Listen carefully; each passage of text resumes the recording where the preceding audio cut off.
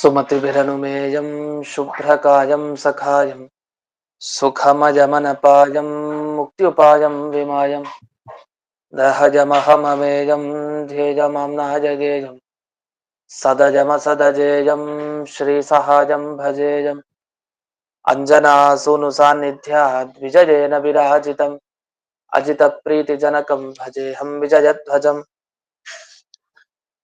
तपस्वाध्याय शुश्रूषा कृष्णपूजारतं मुनिम् विश्वेशमिष्टदं वन्दे परिम्राट् चक्रवर्तिनं श्रीगुरुभ्यो नमः। हरिः ओम्।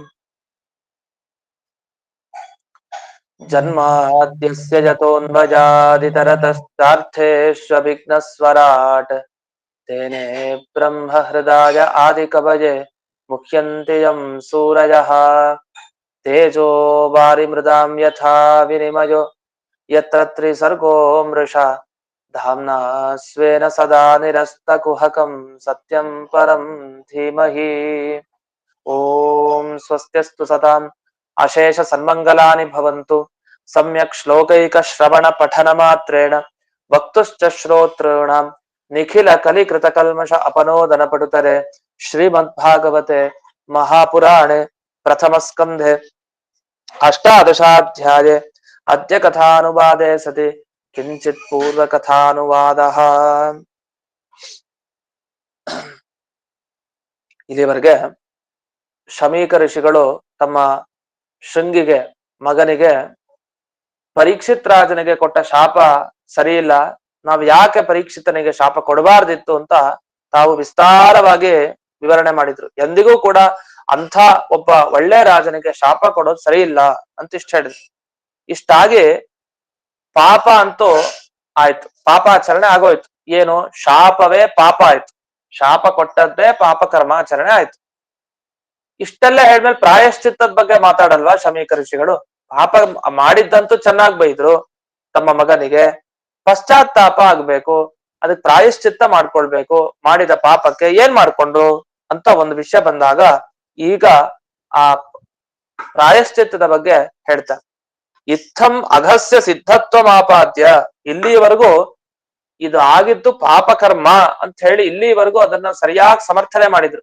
ಒಂದು ವಿಷಯವನ್ನ ಎಷ್ಟು ಚೆನ್ನಾಗಿ ಋಷಿ ಮುನಿಗಳು ವಿಮರ್ಶಿಸ್ತಾರೆ, ಧರ್ಮಶಾಸ್ತ್ರದ ವಿಚಾರ, ಇದು ನಡೆದಿದ್ದು ತಪ್ಪೋ ಇಲ್ವೋ ಅನ್ನೋ ವಿಚಾರ. ಆ ಕಡೆ ಪರೀಕ್ಷಿತ ಬಹಳ ಆಯಾಸದಿಂದ ಬಂದಿದ್ದಾನೆ, ಜೀವನದಲ್ಲಿ ಅಂತ ಕೆಟ್ಟ ಕೆಲಸ ಮಾಡಿದವನಲ್ಲ, ಅಂಥ ಒಳ್ಳೆಯ ರಾಜ ಒಂದು ಬಾರಿ ತಾನು ಹಸಿವು ಬಾಯಾರಿಕೆಯಿಂದ ಕೆಂಗೆಟ್ಟು ತಾನೊಂದು ಆಶ್ರಮಕ್ಕೆ ಬಂದು ನೀರು ಕೇಳಲಿಕ್ಕೆ ಬಂದಿದ್ದಾನೆ ಅಷ್ಟೇ, ಮಿಕ್ಕಿದ್ದೇನಿಲ್ಲ. ಆಗ ಸಿಟ್ಟಿನಿಂದ ಅವನು ಹಾಗೆ ಹೋದ, ಏನು ಮಾಡ್ಲಿಲ್ಲ ಇಲ್ಲಿ ಅಂತ ಅನ್ಕೊಂಡು ಹೋದ ಅಷ್ಟೇ. ಇದು ಈ ಕಡೆ ಶೃಂಗಿ ತಾನು ಕೇಳಿದ್ದಷ್ಟೇ, ಬಂದು ವಿಚಾರ ಮಾಡ್ಬೇಕಾಗಿತ್ತು ಯಾಕೆ ಏನಾಯ್ತು ಅಂತ ಕೇಳಿದ್ದಷ್ಟೇ. ಈ ಕಡೆ ಶಮೀಕ ಋಷಿಗಳಿಗೆ ಗೊತ್ತಿಲ್ಲ, ಅವರು ತಪಸ್ ಮಾಡ್ತಾ ಕೂತಿದ್ದಾರೆ ಧ್ಯಾನದಲ್ಲಿ. ಇಷ್ಟೆಲ್ಲ ಇದ್ದಾಗ ಈ ಪರೀಕ್ಷಿತನಿಗೆ ಶಾಪ ಕೊಟ್ಟಿದ್ ಸರಿ ಹೌದೋ ಅಲ್ವೋ ಅಂತ ಒಂದು ವಿಚಾರ ಬಂದಾಗ ಎಂಥ ಸೂಕ್ಷ್ಮ ವಿಚಾರ. ಯಾರ ಕಡೆ ವಾಲ್ಬೇಕು? ಶೃಂಗಿ ಋಷಿಗಳ ಕಡೆ ವಾಲ್ಬೇಕಾ, ಪರೀಕ್ಷಿತ್ ರಾಜನ ಕಡೆ ವಾಲ್ಬೇಕಾ? ಶಮೀಕ ಋಷಿಗಳು ಹೇಳ್ತಾ ಇರುವಂತ ಪರೀಕ್ಷಿತ್ ರಾಜನ ಸಪೋರ್ಟ್ ಮಾಡ್ತಾ ಇದ್ದಾರೆ, ಮಗನನ್ನ ಸಪೋರ್ಟ್ ಮಾಡ್ಲಿಲ್ಲ, ಪರೀಕ್ಷಿತರನ್ನ ಸಪೋರ್ಟ್ ಮಾಡಿ ಮಗನಿಗೆ ಬೈತಾ ಇದ್ದಾರೆ. ಯಾರ್ದು ತಪ್ಪು ಯಾರ್ದು ಸರಿ ಬಹಳ ಕಷ್ಟ ಧರ್ಮಶಾಸ್ತ್ರದ ಈ ಸೂಕ್ಷ್ಮವನ್ನು ನಿರ್ಣಯಿಸೋದು. ಅದು ಋಷಿ ಮುನಿಗಳೇ ನಿರ್ಣಯ ಮಾಡ್ಲಿಕ್ಕೆ ಅವರಿಗೆ ಸಾಧ್ಯ, ಅವರೇ ನಿರ್ಣಯ ಕೊಟ್ರು. ಇದು ಪಾಪ ಆಗತ್ತೆ, ಇದು ನಾವು ಶಾಪ ಕೊಟ್ಟಿದ್ದು, ಇದು ಪಾಪ ಕರ್ಮಾಚರಣೆ ಆಯ್ತು.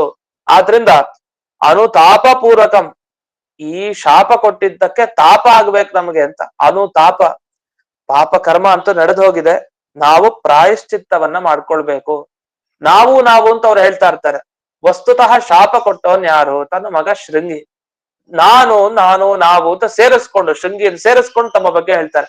ಮಗ ಮಾಡಿದ್ರೆ ತಪ್ಪು ಅದು ತಂದೆಗೂ ತಟ್ಟತ್ತೆ, ತಂದೆ ಮಾಡಿದ್ರೆ ಮಗನಿಗೂ ತಟ್ಟತ್ತೆ, ಅನಿವಾರ್ಯ, ಏನ್ ಮಾಡೋದು? ಆದ್ರಿಂದ ಶೃಂಗಿ ಮಾಡಿದ ಈ ಅಪರಾಧವನ್ನ ಅವನಿಗೆ ಮನಗಾಣಿಸ್ತಾ, ನೀನು ಮಾಡಿದ್ದು ತಪ್ಪು, ನೀನು ಮಾಡಿದ ಕೆಟ್ಟ ಕರ್ಮ ಇದು ಅಂತ ಹೇಳ್ತಾ, ಇದಕ್ಕೆ ಪಶ್ಚಾತ್ತಾಪ ಏನ್ ಮಾಡ್ಕೊಳ್ಬೇಕು, ಮತ್ತೆ ಪ್ರಾಯಶ್ಚಿತ್ತ ಕರ್ಮ. ಪಶ್ಚಾತ್ತಾಪ ಏನೋ ಆಯ್ತು, ಗೊತ್ತಾಯ್ತು, ಪಶ್ಚಾತ್ತಾಪವನ್ನೇ ಇಲ್ಲಿವರೆಗೂ ತೋರಿಸಿದ್ರು. ಈ ಪಾಪ, ಈ ಪ್ರಾಯಶ್ಚಿತ್ತ ಏನ್ ಮಾಡ್ಕೊಳ್ಬೇಕು ಅಂತ ಅದಕ್ಕೆ ಯೋಚನೆ ಮಾಡಿದ್ರಂತೆ. ಈ ಪಾಪಕ್ಕೆ ಏನ್ ಪ್ರಾಯಶ್ಚಿತ್ತ ಧರ್ಮಶಾಸ್ತ್ರದಲ್ಲಿ ಎಲ್ಲಿ ಸಿಗತ್ತೆ? ನಾವೆಲ್ಲ ಈಗ ಅನೇಕ ಬಾರಿ ಇಂಥ ಪಾಪ ಮಾಡಿದ್ರೆ ಏನ್ ಪ್ರಾಯಶ್ಚಿತ್ತ ಮಾಡ್ಕೊಳ್ಬೇಕು, ಇಷ್ಟೆಲ್ಲ ತಪ್ಪಾಗೋಗಿದೆ, ಯಾವ್ದಾರೊಂದು ಹೋಮ ಮಾಡಿಸ್ಬಿಡಿ ಅಂತ ಏನೋ ಹೇಳ್ಬಿಡ್ತಾರೆ. ಹಾಗೊಂದು ಹೋಮ ಮಾಡಿಸ್ಬಿಟ್ರ ಇಲ್ಲಿ? ಹೋಮ ಏನ್ ನಡಿಲಿಲ್ಲ. ಏನೋ ಒಂದ್ 5-10 ದಿವಸ ಉಪವಾಸ ಮಾಡಿದ್ರ? ಉಪವಾಸ ಮಾಡ್ಲಿಲ್ಲ. ಇಲ್ಲ ತಾವು ಹೊರಟು ಬಿಡ್ತೀವಿ ಅಂತ ಹೊರಟ್ರ? ಅಲ್ಲೂ ಶುಕಾಚಾರ್ಯರು ಹೇಗಿದ್ರು ಭಾಗವತ ಹೇಳ್ತಾ ಇದ್ದಾರೆ, ಪರೀಕ್ಷಿತ್ ರಾಜನಿಗೆ ಒಂದ್ ವಾರ ಹೇಳ್ತಾರಂತೆ, ನಾವು ಒಂದ್ ವಾರ ಕೇಳಿ ನಾವು ಕೂಡ ದೇಹತ್ಯಾಗ ಮಾಡ್ಬಿಡೋಣ ಅಂತ. ಹಾಗೇನಾದ್ರೂ ಪ್ರಾಯಶ್ಚಿತ್ತವನ್ನ ಆಚರಿಸ್ಕೊಂಡ? ಅದಂತೂ ನಾವು ಕೇಳಲ್ಲ. ಪಾಪ ಹೋಗಿದ್ ಪರೀಕ್ಷಿತ್ ರಾಜ ಒಬ್ಬನೇ ಶಾಪ ತಗಲಿಸ್ಕೊಂಡಿದ್ದವನು, ಕೊನೆಗೆ ಅವ್ನು ನಿರ್ಯಾಣ ಹೊಂದಿದ್ದವನೇ. ಈ ಕಡೆ ಶೃಂಗಿಗಳಿಗೂ ಏನಾಗ್ಲಿಲ್ಲ, ಈ ಕಡೆ ಶಮೀಕರಿಗೂ ಏನಾಗ್ಲಿಲ್ಲ. ಮತ್ ಹಾಗಾದ್ರೆ ಆ ಥರನೂ ಆಗ್ಲಿಲ್ಲ. ಮತ್ ಏನ್ ಮತ್ತೆ ಇವ್ರು ಪ್ರಾಯಶ್ಚಿತ್ತ ಏನ್ ಮಾಡ್ಕೊಂಡು ಅಂತ ಒಂದು ದೊಡ್ಡ ವಿಷಯ. ಇದಕ್ಕೆ ಏನ್ ಪ್ರಾಯಶ್ಚಿತ್ತ ಇರ್ಬೋದು? ಈ ತರ ಒಂದು ತಪ್ಪು ನಡೆದು ಹೋದ್ರೆ ಧರ್ಮಶಾಸ್ತ್ರದ ಪ್ರಕಾರ ಏನ್ ಪ್ರಾಯಶ್ಚಿತ್ತ? ನಮಗೆ ಭಾಗವತ ಎಂಥ ಶಾಸ್ತ್ರ ಅನ್ಲಿಕ್ಕೆ, ಧರ್ಮಶಾಸ್ತ್ರ ಭಾಗವತ.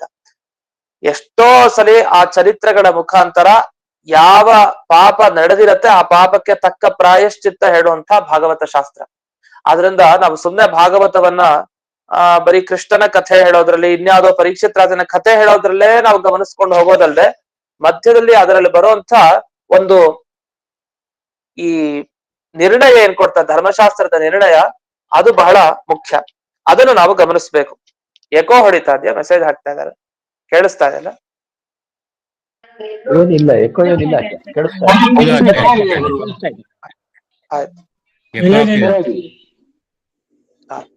ಎಕೋ ಏನಿಲ್ಲ ಗುರುಗಳೇ.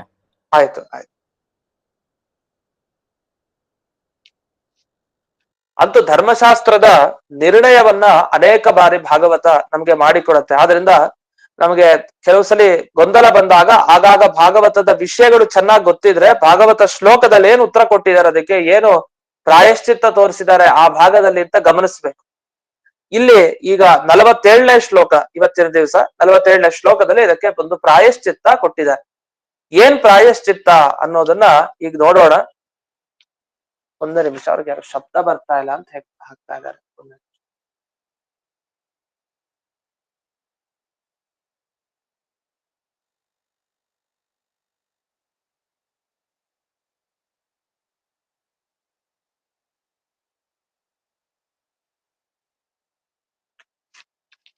ಅದಕ್ಕೆ 47ನೆಯ ಶ್ಲೋಕದಲ್ಲಿ ಈಗ ಅದಕ್ಕೆ ಪ್ರಾಯಶ್ಚಿತ್ತದ ವಿಷಯದ ಬಗ್ಗೆ ಹೇಳ್ತಾರೆ. ಅದನ್ನ ಈಗ ನೋಡೋಣ. ಅಪಾಪೇಶು ಸ್ವಭೃತ್ಯೇಷು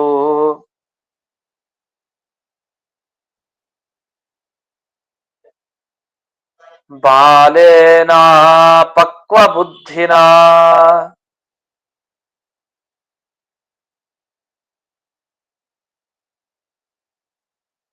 ಪಾಪಂ ಕೃತಂ ತತ್ ಭಗವಾನ್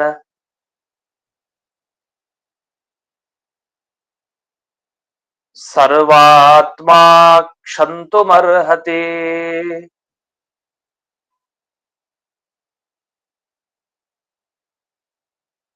ನಮ್ಗೆ ಈ ಮಾತನ್ನ ಕೇಳಿದಾಗ ತುಂಬಾ ಸಂತೋಷ ಆಗತ್ತೆ, ಹೌದಲ್ವಾ? ಯಾಕಂದ್ರೆ ನಾವು ದೇವತಾ ಪೂಜೆಯನ್ನ ಮಾಡಾದ್ಮೇಲೆ, ದೇವರ ಪೂಜೆ ಮಾಡಿದ್ಮೇಲೆ ಒಂದ್ ಶ್ಲೋಕ ಹೇಳ್ತಾ ಇರ್ತೀವಿ, ಅಪರಾಧ ಸಹಸ್ರಾಣಿ ಕ್ರಿಯಂತೆ ಹರ್ನಿಶಮ್ಮಯ ತಾನಿ ಸರ್ವಾಣಿ ಮೇ ದೇವ ಕ್ಷಮಸ್ವ ಪುರುಷೋತ್ತಮ. ಪುರುಷೋತ್ತಮ, ನಾನು ಸಾವಿರಾರು ಅಪರಾಧಗಳನ್ನ ಮಾಡಿರ್ತೀನಿ, ಅದು ಏನು ಪ್ರತಿ ದಿವಸ ಅಂತ ಹೇಳಿ. ಯಾಕೆ ಅವರದು ನಿಮಿಷ, ಅದು ಎಲ್ಲರಿಗೂ ಕೇಳಿಸ್ತಾ ಇದೆ, ಬಹುಶಃ ನಿಮ್ಗೆ ಕೇಳಿಸ್ತಾ ಇಲ್ಲ. ರೀಜಾಯ್ನ್ ಆದ್ರೆ ನಮಗ್ ಸರಿ ಹೋಗುತ್ತೆ ಅದು. ಅಂತೂ ಈ ಅಪರಾಧ ಸಹಸ್ರಾಣಿ ಕ್ರಿಯಂತೆ ಹರ್ನಿಶಮ್ಮಯ ತಾನಿ ಸರ್ವಾಣಿ ಮೇದೇವ ಕ್ಷಮಸ್ವ ಪುರುಷೋತ್ತಮ ಅನ್ನೋದ್ರಲ್ಲಿ ಪ್ರತಿ ದಿವಸ ದೇವರ ಪೂಜೆ ಆದ ಮೇಲೆ ಅದನ್ನ ಹೇಳಿ ಆಮೇಲೆ ನಮಸ್ಕಾರ ಹಾಕುವಂತ ಕ್ರಮ ಏನಿದೆ, ಅಲ್ಲಿ ಅನೇಕ ಸಾವಿರಾರು ಅಪರಾಧಗಳನ್ನ ಪ್ರತಿನಿತ್ಯ ನಾನು ಮಾಡ್ತೀನಿ, ಅದನ್ನೆಲ್ಲ ಪುರುಷೋತ್ತಮ ನಿನ್ನ ಕ್ಷಮೆ ಇರ್ಲಿ, ಕ್ಷಮಿಸ್ಬಿಡು ನನ್ನನ್ನ ಅಂತ ಹೀಗೆ ಪ್ರಾರ್ಥಿಸ್ಕೊಳ್ಳುವಂತ ಕ್ರಮ ಇದೆ. ಆ ಕ್ರಮಕ್ಕೆ ಮೂಲ ಇದೆ ಅಂತ ಕಾಣುತ್ತೆ. ಇಲ್ಲಿ ಹೇಳ್ತಾ ಇದ್ದಾರೆ ನೋಡಿ, ಅಪಾಪೇಶು ಸ್ವಭೃತ್ತೇಶು. ಏನೂ ಪಾಪ ಮಾಡದೇ ಇರುವಂತ ಭಗವದ್ ಭಕ್ತರು ಇರ್ತಾರೆ, ದೇವರ ಭಕ್ತರು ಅಂದ್ರೆ ವೈಷ್ಣವರು. ಅಂತ ವೈಷ್ಣವರ ಮೇಲೆ ನಾವು ವೃಥ ಶಾಪನೋ ನಿಂದೆನೋ ಅವ್ರಿಗೆ ಬೈಯೋದೋ ಇದೆಲ್ಲ ಮಾಡಬಾರ್ದಂತೆ. ಅದು ದೇವರ ದ್ವೇಷ ಎಷ್ಟು ಕೆಟ್ಟದ್ದೋ ದೇವರ ಭಕ್ತರ ದ್ವೇಷನೂ ಅಷ್ಟೇ ಕೆಟ್ಟದ್ದಂತೆ. ಅಂದ್ರೆ ಏನರ್ಥ, ದೇವರ ದ್ವೇಷ ಎಷ್ಟು ಅನರ್ಥಕ್ಕೆ ಕಾರಣ ಆಗತ್ತೋ ಅಷ್ಟೇ ಅನರ್ಥ ದೇವರ ಭಕ್ತರ ಮೇಲೆ ದ್ವೇಷ ಮಾಡಿದ್ರೆ ಆಗತ್ತಂತೆ. ಇಲ್ಲೇನಾಯ್ತು, ಪರೀಕ್ಷಿತ್ ರಾಜನ ಮೇಲೆ ತಪ್ಪು ನಡೀತು, ಅಂದ್ರೆ ಶಾಪ ಕೊಟ್ಟಿದ್ದು. ಪರೀಕ್ಷಿತ್ ರಾಜ ಒಬ್ಬ ಮಹಾಭಾಗವತ, ಅವನ ಬಗ್ಗೆ ಹೇಳಿದ್ರು ಶಮೀಕ ಋಷಿಗಳೇ ತಮ್ಮ ಬಾಯಿಂದ ಹೊಗಳಿದ್ದಾರೆ. ಶಮೀಕ ಋಷಿಗಳು ಇವತ್ತೊಬ್ರು ಹೇಳ್ತಾ ಇದ್ದಿದ್ದಲ್ಲ, ಅವನು ಹುಟ್ಟಿದಾಗಲೇ ನಿರ್ಣಯ ಆಗೋಗಿತ್ತು ಅವನು ಎಂಥ ವ್ಯಕ್ತಿ ಅಂತ ಎಲ್ಲರೂ ಹೊಗಳಿದ್ರು ಅವತ್ತಿನ ದಿವಸ. ಅಂಥದ್ರಲ್ಲಿ ಶಮೀಕ ಋಷಿಗಳು ತಾವು ತಮ್ಮ ಜ್ಞಾನ ದೃಷ್ಟಿಯಿಂದ ಹಾಗೆ ಲೌಕಿಕ ದೃಷ್ಟಿಯಿಂದ ಪರೀಕ್ಷಿತ್ ರಾಜನ ಬಗ್ಗೆ ಒಳ್ಳೆ ಮಾತನ್ನ ಹೇಳಿ ಅವನ ಮಹಾಭಾಗವತೋತ್ತಮತ್ವವನ್ನು ತೋರಿಸಿದ್ದಾರೆ. ಅಂಥ ದೊಡ್ಡ ಭಾಗವತ ಉತ್ತಮ ಅವನು. ಅಂತ ಭಾಗವತೋತ್ತಮನಾದ ಪರೀಕ್ಷಿತ್ ರಾಜನಿಗೆ ಶಾಪ ಕೊಡೋದು ಅಂದ್ರೆ ಇದು ದೇವರ ಭಕ್ತನಿಗೆ ನಾವು ಮಾಡಿದ ಒಂದು ಅಗೌರವ, ಅನುಚಿತ ವರ್ತನೆ. ಇದು ಸ್ವಭೃತ್ಯೇಶು ಅಪಾಪೇಶು, ಪಾಪ ಅಪರಾಧ ಮಾಡದೇ ಇರುವಂತಹ ತನ್ನ ಭಕ್ತ ವರ್ಗದಲ್ಲಿ ಯಾರು ಅಪರಾಧ ಮಾಡ್ತಾರಲ್ಲ ಒಂದು ಪಾಪ, ಆ ಪಾಪ ನನ್ನ ಮಗ ಮಾಡ್ಬಿಡಿದ್ದಾನೆ ಅಂತ ಹೇಳ್ಕೊಂತಾರೆ. ಬಾಲೇನ ಅಪಕ್ವ ಬುದ್ಧಿನ, ನನ್ನ ಚಿಕ್ಕ ಮಗ ಇವನು ಮಾಡ್ಬಿಡಿದ್ದಾನೆ, ಚಿಕ್ಕವನು ನನ್ನ ಮಗ ಮಾಡ್ಬಿಡಿದ್ದಾನೆ, ಅಪಕ್ವ ಬುದ್ಧಿ, ಇನ್ನೂ ಬುದ್ಧಿ ಸರಿಗ್ ಬೆಳೆದಿಲ್ಲ ಅಂದ್ರೆ ಪೂರ್ಣ ಪರಿಪಕ್ವತೆ ಬಂದಿಲ್ಲ. ಪರಿಪಕ್ವತೆ ಬಂದಿಲ್ಲ ಅಂದ್ರೆ ಇದು ಹೇಗ್ ಸಾಧ್ಯ?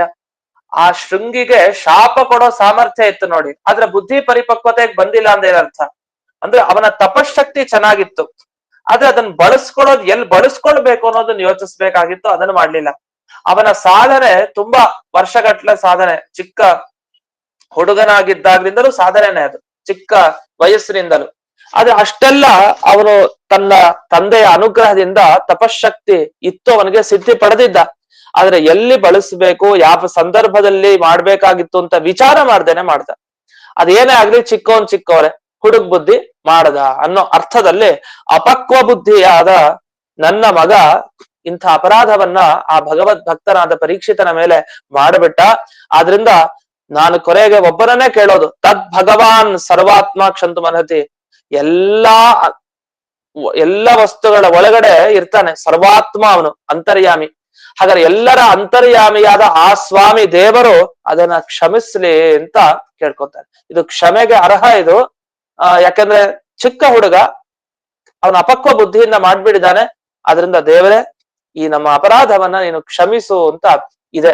ಹಾಗಾದ್ರೆ ದೇವರ ಬಳಿ ನಾವ್ ಏನ್ ಕೇಳ್ಬೋದು? ಇದೊಂದೇ, ತಪ್ಪು ಮಾಡಿದಾಗ ಆ ಭಗವಂತನ ಬಳಿ ಹೋಗಿ ಕ್ಷಮೆ ಇರ್ಲಿ ದೇವರೇ, ತಪ್ಪು ಮಾಡ್ಬಿಟ್ಟೆ ನಾನು ಅಂತ ಇದೊಂದು ಬೇಡ್ಕೊಂಡ್ರೆ ಅದು ದೊಡ್ಡ ಪ್ರಾಯಶ್ಚಿತ್ತ ಅಂತೆ.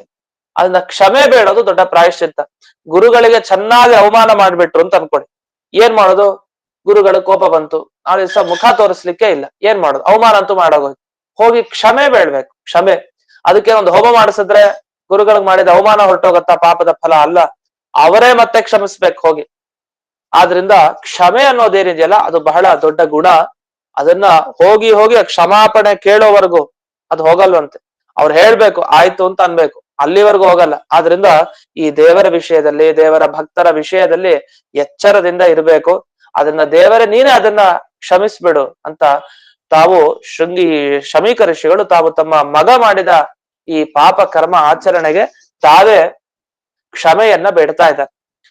ಇಷ್ಟ ಆಯ್ತು. ಇದ್ರ ಮಧ್ಯದಲ್ಲಿ ಸದ್ಯಕ್ಕೆ ಶೃಂಗಿ ಋಷಿಗಳ ವಿವರಣೆ ಇಲ್ಲ. ಶೃಂಗಿಗೆ ಬೈತಾ ಇದಾರೆ, ಇವರೇ ಹೇಳ್ತಾ ಇದಾರೆ, ಇವರೇ ಕ್ಷಮಾಪಣೆನೂ ಕೇಳ್ಬಿಟ್ರು ಶಮೀಕ ಋಷಿಗಳು. ಈಗ ಮುಂದೇನಾಗತ್ತೆ ಅಂತ ನೋಡೋಣ. ಮುಂದಿನ ಶ್ಲೋಕ, ತಿರಸ್ಕೃತ ವಿಪ್ರಲಬ್ಧಾ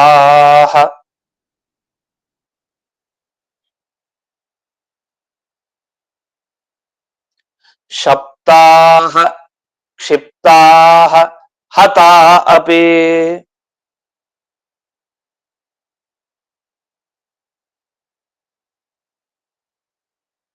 ನಾಸ್ಯ ತತ್ ಪ್ರತಿಕುರ್ವಂತೆ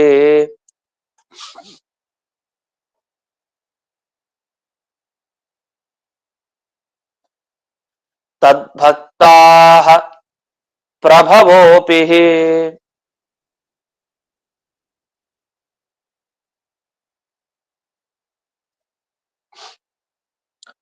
ಈ ಶ್ಲೋಕದಲ್ಲಿ ಆ ಪರೀಕ್ಷಿತ್ ರಾಜನ ಗುಣಗಾನ ಮಾಡ್ತಾ ಇದ್ದಾರೆ ಮುಂದೆ ಶಮೀಕ ಋಷಿಗಳು. ತಿರಸ್ಕೃತ, ದೇವರ ಭಕ್ತರು ಹೇಗಿರ್ತಾರೆ ಅಂದ್ರೆ ಅದು ನಿಜವಾಗಿ ದೇವರ ಭಕ್ತರಂದ್ರೆ ಇಂಥ ಗುಣ ಇರ್ಬೇಕಂತೆ. ಇಂಥ ಗುಣಗಳಿದ್ರೆ ಅವರನ್ನ ನಿಜವಾದ ದೈವಿ ಸಂಪತ್ತಿರೋರು, ದೇವರ ಭಕ್ತರು ಅಂತ ಕರೀತಾರಂತೆ.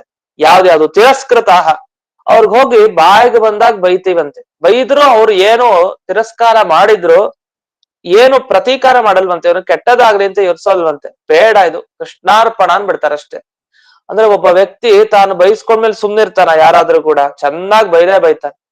ಆದ್ರೆ ನಿಂದನೆ ಮಾಡಿದ್ರು ಕೂಡ, ತಿರಸ್ಕಾರ ಭಾವನೆಯನ್ನ ತಾಳಿದ್ರು ಕೂಡ ಆ ಭಗವದ್ ಭಕ್ತರು ಅದನ್ನ ಯೋಚಿಸಲ್ವಂತೆ, ಪ್ರತೀಕಾರ ಮಾಡ್ಲಿಕ್ಕೆ ಹೋಗಲ್ಲ, ಸುಮ್ನಾಗ್ಬಿಡ್ತಾರೆ. ಇನ್ನು ವಿಪ್ರಲಬ್ಧಾಹ, ಕೆಲವರು ಮೋಸ ಮಾಡ್ತೀವಿ ಅಂತ ಆದ್ರೆ ಆ ಮೋಸ ಹೋದ ವ್ಯಕ್ತಿ ಇರ್ತಾನಲ್ಲ, ಅವ್ನು ಭಗವದ್ ಭಕ್ತ ಯೋಚಿಸಲ್ವಂತೆ, ಕೃಷ್ಣಾರ್ಪಣ ಅನ್ಬಿಡ್ತಾರಂತೆ ಅಷ್ಟೇ, ಅದ್ರ ಬಗ್ಗೆ ತಲೆ ಕೆಡಿಸ್ಕೊಳಲ್ಲ. ಇನ್ನು ಶಪ್ತಾಹ, ಶಾಪ ಅಂದ್ರೇನು? ಕೆಟ್ಟ ಮಾತುಗಳನ್ನ ಆಡಿದ್ರೆ ಯಾರಾದ್ರೂ ಅಂತ ಒಳ್ಳೆ ಭಗವದ್ ಭಕ್ತರ ಮುಂದೆ ಅವ್ರು ಯೋಚಿಸಲ್ವಂತೆ, ಸುಮ್ನಾಗ್ಬಿಡ್ತಾರಂತೆ. ಶಾಪ ಕೊಡ್ಲಿ, ಮೋಸ ಮಾಡ್ಲಿ, ಅವರ ನಿಂದನೆ ಮಾಡ್ಲಿ, ಯಾವುದು ಲೇಪ ಆಗೋದೇ ಇಲ್ಲ, ಕರ್ಮ ಲೇಪ ಆಗಲ್ಲ ಅವ್ರಿಗೆ. ಅವನ್ ಏನ್ ಮಾಡಿದ್ರು ಕರ್ಮ ಲೇಪ ಮಾಡ್ಕೊಳಲ್ಲ ಇವರು. ಯಾಕೆ? ಇವ್ರ ತಪಸ್ಸಿನ ಹಾನಿ ಇವ್ರು ಮಾಡ್ಕೊಳಲ್ಲ, ಬೇಡ ಅಂತ ಸುಮ್ನಾಗ್ಬಿಡ್ತಾರೆ.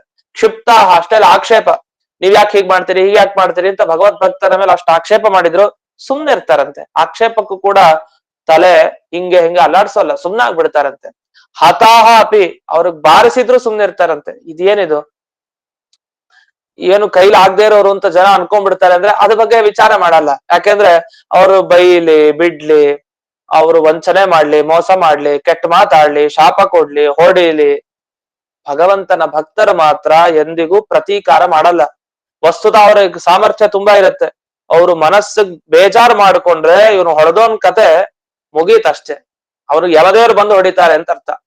ಆದ್ರೆ ಯಾವುದೇ ರೀತಿ ತಮ್ಮ ಮಾನಸಿಕವಾಗಿ ಕೂಡ ಏನೋ ತಪ್ಪನ್ನ ಮಾಡಿದ್ದಾರೆ, ಇರ್ಲಿ ಅಂತ ಕ್ಷಮೆ ಅಷ್ಟೇ. ಅಂದ್ರೆ ಭಗವಂತನ ಗುಣ ಕ್ಷಮಾ ಗುಣ ಏನಿದೆ, ಅವರ ಭಕ್ತರಿಗೂ ಆ ಕ್ಷಮಾ ಗುಣ ಬಂದಿರತ್ತಂತೆ. ಹಾಗಾದ್ರೆ ದೇವರ ಭಕ್ತರು ಇವರು ಅಂತ ಕಣ್ಣು ಹಿಡಿಬೇಕು ಅಂದ್ರೆ ಕ್ಷಮಾ ಗುಣ ಯಾರಲ್ಲಿರುತ್ತೆ ಅವ್ರ ದೇವರ ಭಕ್ತರಂತೆ. ಎಂಥ ಕಷ್ಟವಾದ ವಿಷಯ ಇದು. ಆದ್ರಿಂದ ನಮ್ಮನ್ನು ಬೈದ್ರು, ನಮಗ್ ಮೋಸ ಮಾಡಿದ್ರು, ನಮಗ್ ಶಾಪ ಹಾಕಿದ್ರು, ನಮ್ಮನ್ನ ಆಕ್ಷೇಪ ಮಾಡಿದ್ರು, ನಮಗ್ ಹೊಡೆದ್ರು ಕೂಡ ಅವರಿಗೆ ನಾವು ಸಾಮರ್ಥ್ಯ ಇದ್ರೂ ಪ್ರತೀಕಾರ ಮಾಡಬಾರದು. ಎಷ್ಟು ಕಷ್ಟವಾದ ವಿಷಯ. ಇದನ್ನ ಶೃಂಗಿಗೆ ತಾವು ತಂದೆ ಹೇಳ್ತಾ ಇದ್ದಾರೆ. ಆದ್ರಿಂದ ಪರೀಕ್ಷಿತ್ ರಾಜ ಆಶ್ರಮದ ಒಳಗಡೆ ಬಂದ ಮೇಲೆ ಅವನು ಏನೋ ಒಂದು ಪ್ರತೀಕಾರ ಮಾಡ್ಬೋದಿತ್ತು. ಇನ್ನು ವಿಶೇಷವಾಗಿ ಒಂದು ಸತ್ತ ಹಾವನ್ನ ಹಾಕೋದ ಅಷ್ಟೇ, ಆದ್ರೆ ಇನ್ನು ಯಾವ್ದೋ ಒಂದ್ ರೀತಿ ಪ್ರತೀಕಾರ ಮಾಡ್ಬಿಟ್ಟಿದ್ರೆ ಚೆನ್ನಾಗಿರ್ತಾ ಇತ್ತು ಅಂತಾರೆ ಯಾರು ಶಮೀಕರು. ಮಾಡಿದ್ರೆ ಚೆನ್ನಾಗಿರ್ತಾ ಇತ್ತು, ನಾವು ಮಾಡಿದ ಪಾಪ ಕರ್ಮಕ್ಕೆ ಅದೊಂದು ಪ್ರಾಯಶ್ಚಿತ್ತ ಮಾಡ್ಕೊಂಡಾಗ ಆಗ್ತಾ ಇತ್ತು. ಆದ್ರೆ ನಮಗೇನು ಪ್ರತೀಕಾರ ಮಾಡ್ಲಿಲ್ಲ. ಅವನ ಕೈಲಿ ಶಸ್ತ್ರಾಸ್ತ್ರಗಳಿತ್ತು, ಅವ್ನು ನಮಗ್ ಹಿಂಸೆ ಮಾಡ್ಬೋದಿತ್ತು, ಆದ್ರೆ ಏನು ಮಾಡ್ಲಿಲ್ಲ. ಆದ್ರಿಂದ ಭಗವದ್ ಭಕ್ತರೇ ಹೀಗೆ, ಅವರು ಎಂದಿಗೂ ಕೂಡ ಅದಕ್ಕೆ ಪ್ರತಿಯಾಗಿ ತಾವು ಅಪಕಾರವನ್ನ ತಾವು ಎಂದಿಗೂ ಕೂಡ ಮಾಡೋದಿಲ್ಲ, ಬೇಡ ಅಂತ ಬಿಟ್ಟು ಬಿಡ್ತಾರೆ. ಆ ಭಾವವನ್ನ ಪರೀಕ್ಷಿತ್ ರಾಜನ ಬಗ್ಗೆ ಒಂದು ಮಾತನ್ನ ಹೇಳ್ತಾರೆ. ಇಲ್ಲಿ ಒಂದು ಸುಭಾಷಿತವನ್ನು ಕೂಡ ಉಲ್ಲೇಖ ಮಾಡಿದ್ದಾರೆ. ಅದರಲ್ಲಿ ವಿಜಯಧ್ವಜ ತೀರ್ಥರು ಒಂದು ಪಾದ ಹಾಕಿದ್ದಾರೆ. ಅದನ್ನ ಪೂರ್ಣ PDF ನಲ್ಲಿ ಏನ್ ನೋಡ್ಬೋದು ನೀವು. ಅಲ್ಲಿ ಹಿ ಅಂತ ಒಂದು ಶಬ್ದ ಹಾಕಿದ್ದಾರೆ. ಇದೆಲ್ಲ ಪ್ರಸಿದ್ಧ. ಯಾವ ದೇವರ ಭಕ್ತರು ಯಾವತ್ತೂ ಹೀಗ್ ಮಾಡಲ್ಲ ಅಂತ ಅಲ್ಲಿ ಪ್ರಸಿದ್ಧ ಅಂತ ಹೇಳಿದ್ದಾರೆ. ಅದೇನು? ಕ್ಷಮಾ ಬಲಂ ಅಶಕ್ತಾನಾಂ ಶಕ್ತಾನಾಂ ಭೂಷಣಂ ಕ್ಷಮಾ ಅಂತ ಹೇಳಿದ್ದಾರೆ. ಇದಕ್ಕೇನ್ ಅರ್ಥ ಅಂದ್ರೆ, ಯಾರಿಗೆ ಶಕ್ತಿ ಇಲ್ಲ, ಬಡದಾಡ್ಲಿಕ್ಕೆ ಶಕ್ತಿ ಇಲ್ಲ, ಬಂದು ನಮಗ್ ಹೊಡಿತಾರೆ, ನಮಗೆ ಹೊಡಿಲಿಕ್ಕೆ ಶಕ್ತಿ ಇಲ್ಲ, ಏನ್ ಮಾಡ್ಬೇಕು? ಕ್ಷಮಾ ಬಲಂ ಅಷ್ಟೇ. ನಮ್ಗೆ ಹೊಡಿಲಿಕ್ಕೆ ಆಗಲ್ಲ ತಾನೆ, ಸುಮ್ನಿರ್ಬೇಕು. ಏನಾದ್ರು ಹೊಡಿಲಿಕ್ಕೆ ಹೋದ್ರೆ ಮತ್ತೆ ಇನ್ನೂ ವಿಪರೀತ ಸ್ಥಿತಿಗೆ ಹೋಗತ್ತದು. ಆದ್ರಿಂದ ಯಾರಿಗೆ ಶಕ್ತಿ ಇಲ್ವೋ ಅವರು ಸುಮ್ನಿರೋದೇ ವಾಸಿ, ಕ್ಷಮ ಮಾಡೋದೇ ವಾಸಿ. ಶಕ್ತಾನಾಂ ಭೂಷಣಂ ಕ್ಷಮ. ಸರಿ, ಶಕ್ತಿ ಇರೋರು ಏನ್ ಮಾಡ್ಬೇಕು ಹಾಗಾದ್ರೆ? ಅವ್ರಿಗೂ ಇದೆ. ನಿಮಗ್ ಶಕ್ತಿ ಇರ್ಲಿ, ಅವ್ರಿಗೆ ಹೊಡೆದಾಡ್ಲಿಕ್ಕೆ ಶಕ್ತಿ ಇರ್ಲಿ, ನಮಗ್ ಗೊತ್ತಿದೆ ಅವ್ರು ಹೊಡಿಲಿಕ್ಕೆ ಬರತ್ ನಮ್ಗೆ, ಆದ್ರೆ ಸುಮ್ನಾಗ್ಬಿಡಿ, ಕ್ಷಮೆ ಅಂತ ಅದೇ ಭೂಷಣ ಅಂತೆ ಅವರಿಗೆ. ಅಶಕ್ತಾನಾಂ ಭೂಷಣಂ ಕ್ಷಮ, ಶಕ್ತಾನಾಂ ಭೂಷಣಂ ಕ್ಷಮ. ಇಬ್ಬರಿಗೂ ಹಾರ ಸರ ಅಂದ್ರೆ ಅದೇ ಅಂತೆ, ಕ್ಷಮ ಅನ್ನೋ ಸರ ಹಾಕೊಂಡ್ಬಿಡ್ಬೇಕು ನಾವು ನಮ್ಮ ಕುತ್ತಿಗೆಗೆ. ಅಂತ ಉತ್ತಮವಾದ ಭೂಷಣ ಇದು. ಶಕ್ತರಿಗಾಗ್ಲಿ ಅಶಕ್ತರಿಗಾಗ್ಲಿ ಎಲ್ಲ ಒಂದೇ. ಕ್ಷಮಾವಶೀಕೃತೆ ಲೋಕೆ ಕ್ಷಮಯ ಕಿಮ್ನ ಸಿದ್ಧತೆ. ಯಾಕೆಂದ್ರೆ ನೀವು ಕ್ಷಮೆಯ ವಶೀಕರಣ ಮಾಡ್ಕೊಳ್ಳಿ, ಕ್ಷಮೆ ಅಷ್ಟು ಬೇಗ ಒಲೆಯಲ್ಲ. ಅಂದ್ರೆ ಕ್ಷಮಾ ಗುಣ ಏನಿದೆಯಲ್ಲ, ಆ ಗುಣ ಸಂಪಾದನೆ ಮಾಡೋದು ತುಂಬಾ ಕಷ್ಟ. ಜ್ಞಾನ ಸಂಪಾದನೆ ಮಾಡ್ಬೋದು, ಕೇಳಿ ಕೇಳಿ ಬಂದ್ಬಿಡತ್ತೆ ಜ್ಞಾನ, ಓದಿ ಬರುತ್ತೆ.